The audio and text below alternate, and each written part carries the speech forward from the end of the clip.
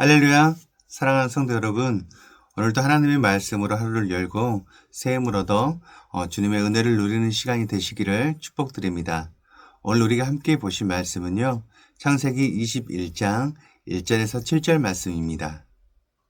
여호와께서 말씀하신 대로 사라를 돌보셨고 여호와께서 말씀하신 대로 사라에게 행하셨으므로 사라가 임신하고 하나님이 말씀하신 시기가 되어 노년에 아브라함에게 아들을 낳으니 아브라함이 그에게 태어난 아들 곧 사라가 자기에게 낳은 아들을 이름하여 이삭이라 하였고 그 아들 이삭이 난 지 8일 만에 그가 하나님이 명령하신 대로 할례를 행하였더라.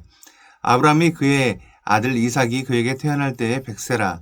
사라가 이르되 하나님이 나를 웃게 하시니 듣는 자가 다 나와 함께 웃으리로다. 또 이르되 사라가 자식들을 젖먹이겠다고 누가 아브라함에게 말하였으리오마는 아브라함의 노경에 내가 아들을 낳았도다 하니라. 사랑하는 성도 여러분, 오늘 우리가 함께 묵상할 말씀은 창세기 21장 1절에서 7절 말씀입니다. 오랜 그 기다림 끝에 하나님께서 아브라함과 사라에게 약속하신 이삭을 주시는 장면이에요. 아브라함이 처음 하나님의 약속을 받았을 때가 75세였습니다. 창세기 12장 4절 말씀입니다. 이에 아브라함이 여호와의 말씀을 따라갔고 롯도 그와 함께 갔으며 아브라함이 하란을 떠날 때 75세였더라. 이 말씀 직후에 오늘 본문의 말씀인 21장 1절 말씀인 여호와께서 말씀하신 대로 사라를 돌보셨고 여호와께서 말씀하신 대로 사라에게 행하셨으므로 이 부분이 바로 그렇게 이어지면 얼마나 좋을까요? 하나님은 분명한 약속을 주셨지만 이삭이 태어나기까지 무려 25년이라는 긴 시간이 필요했습니다. 하나님은 왜 이렇게 긴 시간을 기다리게 하셨을까요? 우리도 기도하면서 종종 이렇게 생각을 합니다.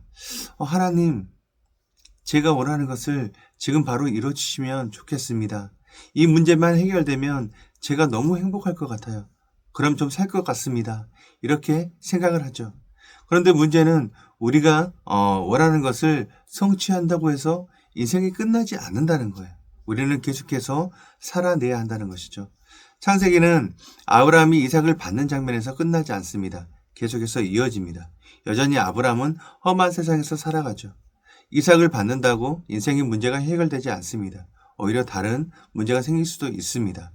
하나님은 단순히 아브라함의 인생에 이삭 하나만을 주시면서 축복으로 끝나기를 원하지 않으셨어요. 아브라함이 하나님을 알아감으로써 아브라함의 그 인생 그 전체가 축복을 받기를 원하셨던 것이죠. 아브라함을 축복하신 하나님은 지금 우리를 축복하기를 원하십니다. 하나님은 우리가 그 약속을 기다리면서 하나님을 더욱 신뢰하고 더욱 성숙한 그런 사람으로 성장하기를 원하시는 것이죠. 하나님께서 우리가 하나님의 축복을 받기 이전에 먼저 하나님을 알아가기를 원하신다는 거예요. 그래야만 축복을 제대로 누릴 수 있기 때문입니다. 그 결과 우리의 인생 전체가 모든 그 삶이 온전히 하나님께 축복받기를 원하시는 것입니다. 오늘 묵상부터는 언약 성취 이후의 삶에 대해서 살펴보고자 합니다. 우리 인생에 하나님께서 기도 응답을 해주셨다면 우리가 어떻게 반응을 해야 되는지를 가르쳐 준다는 것이죠. 창세기 21장 1절과 2절 말씀입니다. 여호와께서 말씀하신 대로 사라를 돌보셨고 여호와께서 말씀하신 대로 사라에게 행하셨으므로 사라가 임신하고 하나님이 말씀하신 시기가 되어 노년에 아브라함에게 아들을 낳으니. 보시면 반복되는 단어가 있는데요. 그것은 바로 말씀하신입니다. 반복되어 성경에 기록된 이유는 그 부분을 반드시 기억해야 하기 때문이죠. 하나님이 어떻게 역사하시나요? 말씀하신 대로 역사하십니다. 사랑하는 성도 여러분, 천지를 지으신 만물의 주관자 하나님이 우리를 더 깊이 주목하게 만드는 방법이 있습니다. 말씀을 믿으면 됩니다. 그러면 말씀대로 행하시는 하나님께서 말씀을 믿는 사람을 주목하시고 그 사람의 인생에 개입하십니다. 그러면 하나님의 그 개입하심으로 어떤 특별한 점이 생겨날까요? 2절 말씀입니다.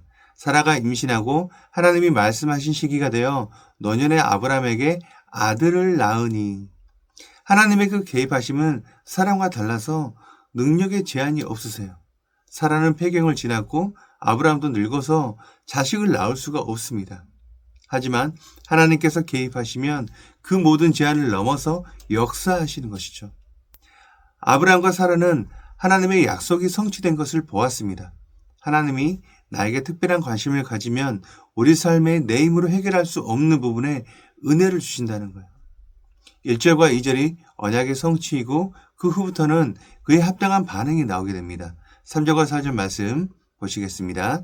아브라함이 그에게 태어난 아들 곧 사라가 자기에게 낳은 아들을 이름하여 이삭이라 하였고 그 아들 이삭이 난 지 8일 만에 그가 하나님이 명령하신 대로 할례를 행하였더라. 하나님은 이전에 아브라함에게 두 가지를 명령하셨죠. 창세기 17장에서 하나님께서는 아들의 이름을 이삭이라 하며 할례를 행하라고 말씀하셨어요. 하나님의 축복을 받은 아브라함은 하나님의 말씀 그대로를 순종했습니다. 그렇다면 사라는 어떻게 반응을 했을까요? 사람들은 사라와 아브라함이 결코 아이를 가질 수 없을 것이라고 생각했습니다. 아이를 가지는 것은 사라와 아브라함의 평생 소원이었지만 사람들의 눈에는 좌절된 것으로 보였죠. 그런데 하나님께서 그 소원을 이루어주셨습니다.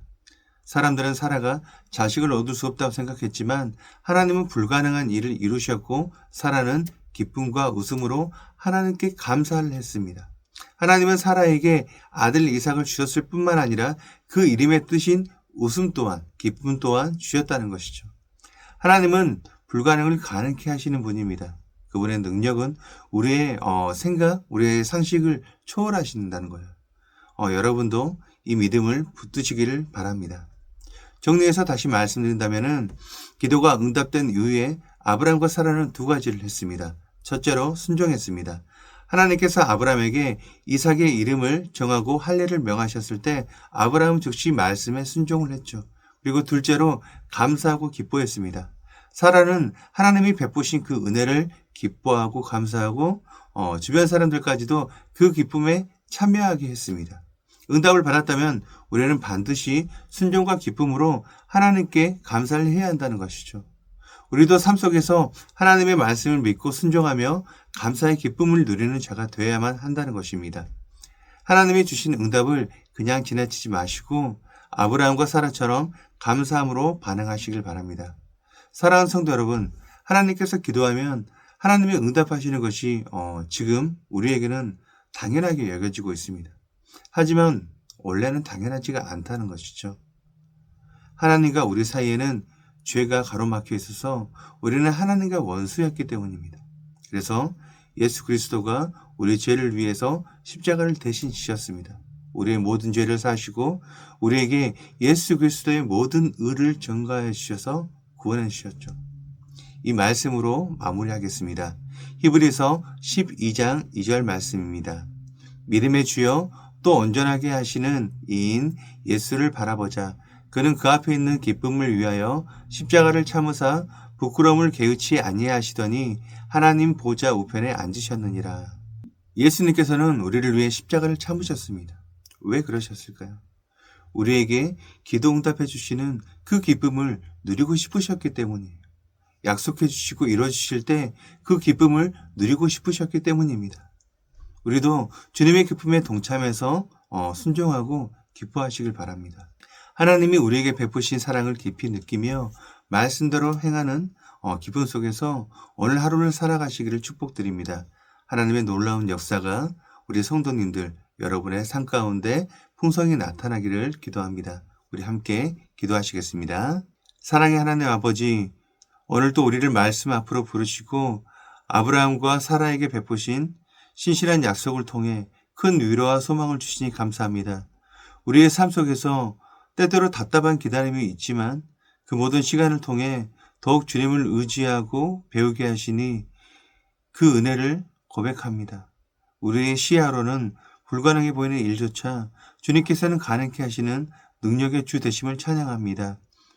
하나님 아버지, 약속을 이루신 이후에도 끊임없이 아브라함과 사라가 순종하며 감사로 반응하게 하신 것처럼 우리도 어떠한 응답을 받든지 변함없는 믿음과 기쁨으로 주 앞에 서게 해 주시옵소서. 예수님을 통해 죄인인 우리가 하나님께 담대히 나아갈 수 있게 해주신 그 사랑을 잊지 않기를 원합니다.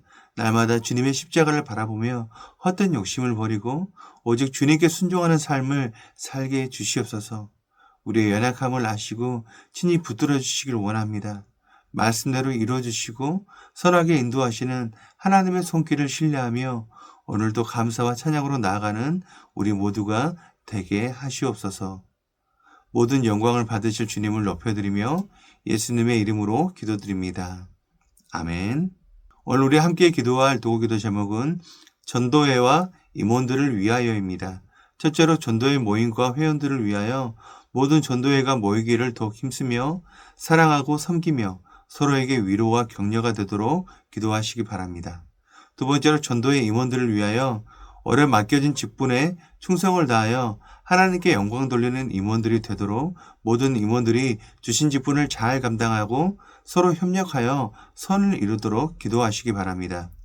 이어서 육신의 질병으로 고통받고 있는 교회 식구들, 경제적 어려움을 겪는 식구들, 타지와 타국에 있는 식구들, 군 복무 중인 청년들, 우리 교회 담세들을 위해서 기도하시기 바랍니다. 또한 나라와 민족을 위해서 한국교회와 세계 선교를 위해서 기도하시기 바랍니다. 끝으로 오늘도 주님과 깊이 교제하시는 하루가 되길 소망하며 각자의 기도 제목을 놓고 기도하시겠습니다.